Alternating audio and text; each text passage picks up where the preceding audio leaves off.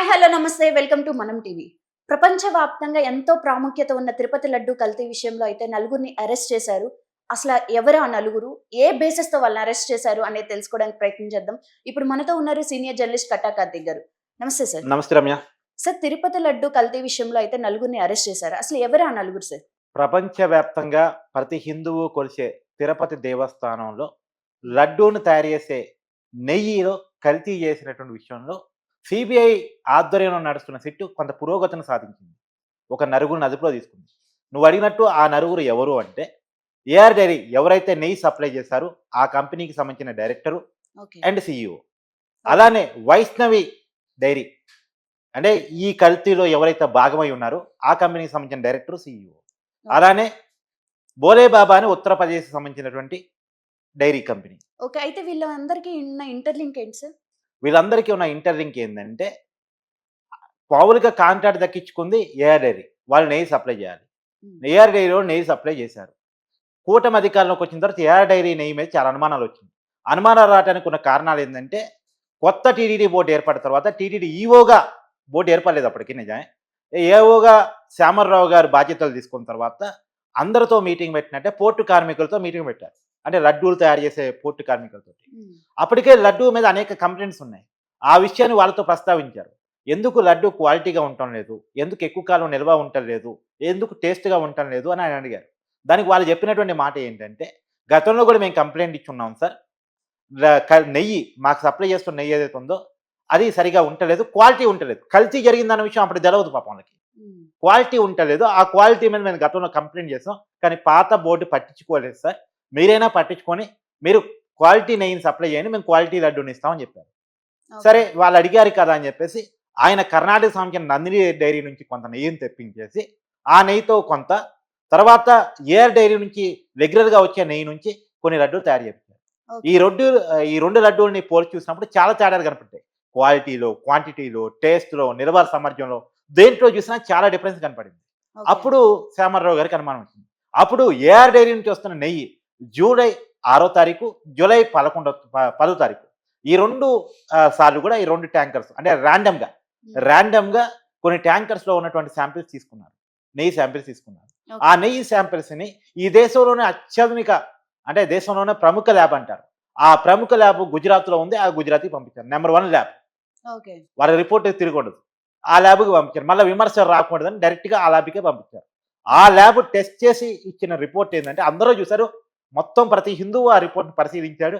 యూట్యూబ్‌లో, గూగుల్‌లో ఇప్పటికీ ఆ ట్రోల్ రిపోర్ట్ అవుతుంది. ఉంటది. అవును. ఆ! ఆ రిపోర్ట్ చెప్పింది ఏందంటే ఇది కల్తీ నెయ్యి. హ్మ్. దీంట్లో జంతువుల కళేబరాలు కలిసాయి. ఓకే. ఇంకా ఆ జంతువులు ఏంటని నేను చెప్పడానికి కూడా ఇబ్బంది పడుతున్నా. హ్మ్. అలాంటి పరిస్థితుల్లో ఆ నెయ్యి ఉంది అనేటువంటి రిపోర్ట్ ఇచ్చారు.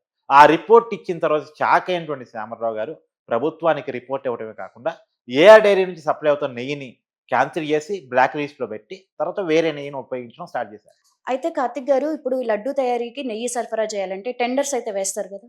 అవును. ఏఐ డైరీ అన్నారు గదా! హ్మ్. వీళ్ళకి టెండర్ ఇవ్వాలంటే ఇప్పుడు ఒక కేజీ నెయ్యి ఎంతకి ఇస్తున్నట్టు వీళ్ళు? అంటే ఇక్కడ ఒక విషయం మనం గమనించాలి.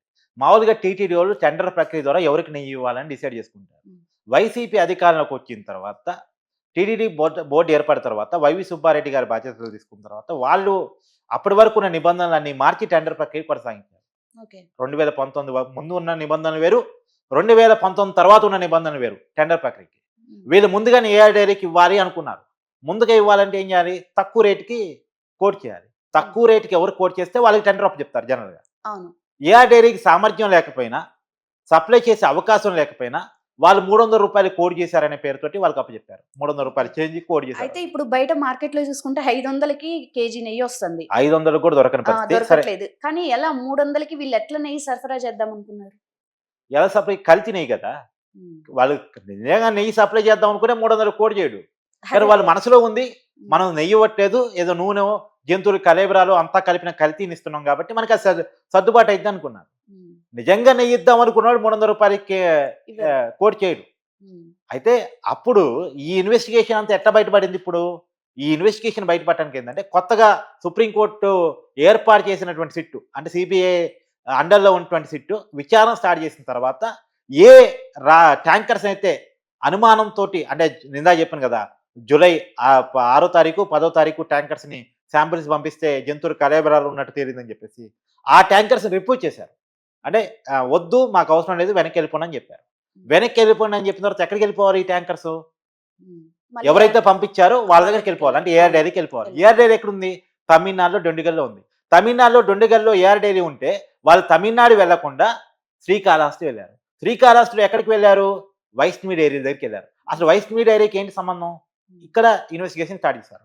వైష్ణవి డైరీకి పోయినట్టు ఎట్ట గుర్తించారు? ఈ ట్యాంకర్స్ నంబర్స్ పట్టుకొని ఓకే. తర్వాత టోల్ గేటు అన్నీ చూసి CC camera footage, toll gate ఫీజులు, వేవుచి ఫీజులు ఇవన్నీ చూసిన తర్వాత వైష్ణవి డైరీకి పోయినట్టు గుర్తించారు. ఓకే. వైష్ణవి డైరీ నుంచి ఎక్కడికి పోయినాయి ఈ ట్యాంకర్స్? కోల్‌కత్తాలో ఉన్న ఒక సబ్బుల కంపెనీకి పోయినాయి. అసలు కోల్‌కత్తాలో ఉన్న సబ్బుల కంపెనీకి నెయ్యికి సంబంధం ఏంటి? ఇది ఇన్వెస్టిగేషన్‌లో తేలాల్సిన విషయం.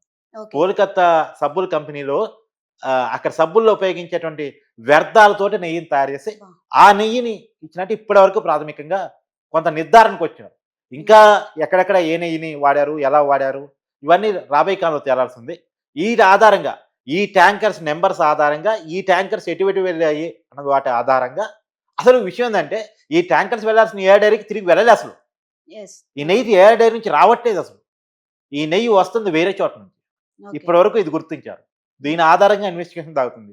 దీని ఆధారంగా ఇప్పటికి నలుగురిని అరెస్ట్ చేశారు. రైట్. అయితే కార్తిక్ గారు ఇప్పుడు నలుగురిని అరెస్ట్ చేశారు. వాళ్ళని ఏ2, ఏ3, ఏ4గా పెట్టారు. కానీ ఏ1 ఎవరు? జగన్మోహన్ రెడ్డియేనా? ఏ1 జగన్మోహన్ రెడ్డి అవుతాడా కాదా అనేది ఇప్పుడే మనం చెప్పలేం. ఎందుకంటే ఇప్పుడు విచారణ ప్రాథమిక దశలోనే ఉంది. ఇప్పటికున్న ఆధారాల ప్రకారం ఏ2ని, ఏ3ని, ఏ4ని పెట్టారు. వీళ్ళే ఏ2గా, ఏ3గా, ఏ4గా ఉంటారనుకోవడానికి కూడా లేదు. వస్తున్నటువంటి ఆధారాల ప్రకారం, జరుగుతున్న విచారణ ప్రకారం వచ్చే విషయాల ఆధారంగా ఏ2లు, ఏ3లు ఇయన్నీ మారిపోతా ఉంటాయి. అది ఏ1 జగన్ కావచ్చు, ఏఐ డైరీ కూడా కావచ్చు. చెప్పలేము. ఇప్పటికీ ఇది క్లియర్‌గా ఇతనే ఏ1 అని చెప్పడానికి లేదు. కాకపోతే ఏందంటే నేను ఏ1గా జగన్మోహన్ రెడ్డి గారు ఉన్నా లేకపోయినా ఈ కుట్ర వెనకాల ఉంది మొత్తం జగన్మోహన్ రెడ్డి అంటాను.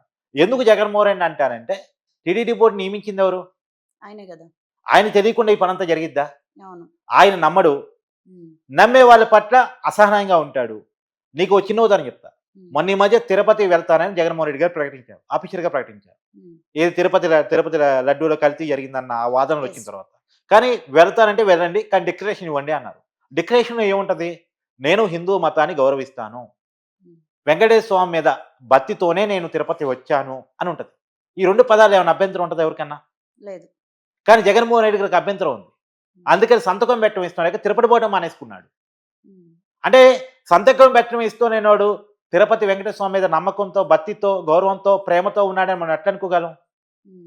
పరమతం పట్ల గౌరవాలు, ప్రేమలు లేనటువంటి జగన్మోహన్ రెడ్డి గారు, తిరుపతి లడ్డు ప్రసాదాన్ని తినటానికి ఇష్టపడని జగన్మోహన్ రెడ్డి గారు, తిరుపతికి భార్యతో కలిసి రావటానికి ఇష్టముండని జగన్మోహన్ రెడ్డి గారు, ఈరోజు బ్రహ్మోత్సవానికి భార్యతో కలిసి రాలే. హ్మ్. సాంప్రదాయాల ప్రకారం రావాలి సీఎంగా ఉన్న వ్యక్తి. కానీ రాలే. రానటువంటి జగన్మోహన్ రెడ్డి గారు ద్వేషంతో, కోపంతో, కసితో హ్మ్. హిందూ మత మనోభావాలను హత్య చేయాలనే కారణం చేత ఇలా చేసుంటాడా? ఇది ఇప్పుడు కేవలం హ్మ్. ఏదో డబ్బుల కోసం చేసిన పనిగా అనిపించట్లేదు. హ్మ్. ఇది కేవలం హిందువుల మీద, హిందూ మతం మీద, హిందూ మనోభావాలను కించపరిచారనేటువంటి ఒక కారణం చేత చేశాడా? అనే ఒక అనుమానం క్లియర్‌గా కలుగుతా ఉంది. అయితే అడుగదు. ఇప్పుడు ఒకటైతే మనం గుర్తించవచ్చు. తరతరాలుగా మనకి తిరుపతి వెంకటేశ్వర స్వామికి, లడ్డూకి ఎంతో ప్రాముఖ్యత ఉంది. ఇప్పటివరకు ఇలాంటి భంగం ఎప్పుడూ కలగలేదు. మేబీ ఫ్యూచర్‌లో కూడా జరగపోదేమో. కేవలం వైసీపీ హయాంలో ఈ 5 సంవత్సరాల కాలంలోనే ఇలా జరిగింది అని చెప్పొచ్చా కార్తిక్ గారు? ఇప్పుడు హ్మ్. పాలకులు హ్మ్. మారుతా ఉంటారు. హ్మ్. ముఖ్యమంత్రులు మారుతా ఉంటారు. అది హ్మ్. కామన్ ప్రజాస్వామ్యంలో అదో ప్రక్రియ. కానీ ఏ ముఖ్యమంత్రి చేయని ఒక సాహసం. హ్మ్. ఎవరికి ఆలోచనకు కూడా రానటువంటి ఒక పని మేబీ జగన్ ఫ్యూచర్‌లో కూడా జరగదు కార్తిక్ గారు. జరగకపోవచ్చు. హ్మ్. జరగకపోవచ్చు. మళ్ళా జగన్మోహన్ రెడ్డి చేతికి అధికారం పోతే చెప్పలేం కానీ మామూలుగా జరగకపోవచ్చు. హ్మ్. ఆయన చేతికి అధికారం పోద్ది అని కూడా ఇప్పుడున్న పరిస్థితుల్లో అనుకోవడానికి లేదు మరి. హ్మ్. కానీ ఏదేమైనా జగన్మోహన్ రెడ్డి గారు చేసింది 100% తప్పు. హ్మ్. అది తేలుస్తారా? ఎంతవరకు తేలుస్తారు? హ్మ్. కింది స్థాయి అధికారులు మాత్రమే బాధ్యులు చేస్తారా? జగన్మోహన్ రెడ్డి గారి దాకా విచారణ పోదా ఇప్పుడే నేను చెప్పలేను గానీ, హ్మ్. అధికారులు ఏముంది రమ్య వాళ్ళ స్థాయిలో వాళ్ళు చేయరు. అవును. వాళ్ళకి వీళ్ళు ఇండికేషన్ ఇస్తేనే చేస్తారు. కానీ టెక్నికల్‌గా వీళ్ళ వెనకాల వాళ్ళు ఉన్నారని నిరూపించడం కొద్దిగా కష్టసాధ్యమైన విషయం. హ్మ్. మరి జగన్మోహన్ రెడ్డి గారి దాకా పోయిద్దా లేదా నేను చెప్పను గానీ, హ్మ్. ఖచ్చితంగా జరిగింది నేరం ఘోరం. హ్మ్. నేరం అన్న దానికంటే ఘోరం. అవును కార్తిక్ గారు. ఇప్పుడు జంతువుల మాంసం కలిసింది అంటున్నారు లడ్డూలో. అంటే ఇప్పుడు శాకాహారులుంటారు, బ్రాహ్మణులుంటారు, వైష్ణవులుంటారు. వీళ్ళసలు నాన్ వెజ్ ముట్టుకోవడానికి కూడా ఇష్టపడరు. అలాంటి వాళ్ళు ఇప్పుడు వాళ్ళు తీసుకున్నట్టే వాళ్ళని అవమానించినట్టే గదా! నువ్వు చాలా వాలిడ్ పాయింట్. కేవలం అక్కడ బ్రాహ్మణులని, హ్మ్. అక్కడ దేవుడిని నమ్ముకొని రెగ్యులర్‌గా ఉంటున్నోళ్ళు మాత్రమే ఆలోచిస్తున్నారు. దేవుడికి అంటే తిరుపతి పోయే వాళ్ళు చాలా మంది చాలా నిష్ఠతో పోతారు, ఎస్ చాలా ప్రేమతో పోతారు. ఎస్ ఆ పోయే వాళ్ళలో చాలా మంది అసలు జీవితంలో ఎప్పుడు నాన్ వెజ్ అలవాటు లేని వాళ్ళు చాలా మంది ఉంటారు. ఎస్ కానీ వాళ్ళందరూ ఆ తిరుపతి లడ్డుని అత్యంత ఇష్టంగా ప్రేమగా భుజిస్తారు. నాకు తెలిసి షుగర్ ఉన్న వాళ్ళు కూడా తిరుపతి లడ్డు తింటే ఏమీ కాదు దేవుడు ఉన్నాడు అనుకొని అది తింటారు. వాళ్ళు కొంతమంది తింటారు. అలాంటిది ఇప్పుడు జీవితంలో ఎప్పుడు నాన్ వెజ్ తిన్నోళ్ళు ఆ కల్తీ నెయ్యితో తయారు చేయబడిన లడ్డూని తిన్నప్పుడు వాళ్ళ నిష్టకి భంగం వాటినట్టే కదా. వాళ్ళ జీవితాంతం దేన్నైతే నమ్ముతూ వస్తున్నారో ఆ మనోభావానికి హట్టయినట్టే కదా. ఆ మనోభావాలు మంటగలిసినట్టే కదా. ఖచ్చితంగా జగన్మోహన్ రెడ్డి గారు చేసింది క్షమించరాని నేరం. చాలా మంది జీవితాలకు సంబంధించిన మనోభావాలతో ఆయన ఆడుకున్నాడు. అయితే ఇంత ఘోరమైన అపరాధం జరిగిన అదే లడ్డు కల్తీ విషయంలో ఇప్పుడు విక్టిమ్స్ గా ఉన్నారు A1 A2 sorry A2 A3 A4 గా ఉన్నారు. వీళ్ళపై ఎటువంటి చర్యలు తీసుకునే అవకాశం వాళ్ళు ఉంది? విక్టిమ్స్ కాదు, నిందితులు. ఉమ్. వాళ్ళ మీద ఎలాంటి చర్యలు తీసుకుంటారు అనేది నేరాన్ని రుజువు చేయగల సామర్థ్యం మీద ఉంటుంది. ఏ మేరకు నేరం జరిగిందన్నది ఎంక్వైరీ సంస్థలు రుజువు చేస్తాయో ఆ మేరకు కోర్టు శిక్షలు వేస్తాయి. కానీ కఠినాది కఠినంగా శిక్షలు విధించాలనేది మాత్రం కోట్లాది మంది హిందువులు డిమాండ్ చేస్తున్నటువంటి మాట. ఎస్ థ్యాంక్ యూ కార్తిక్ గారు.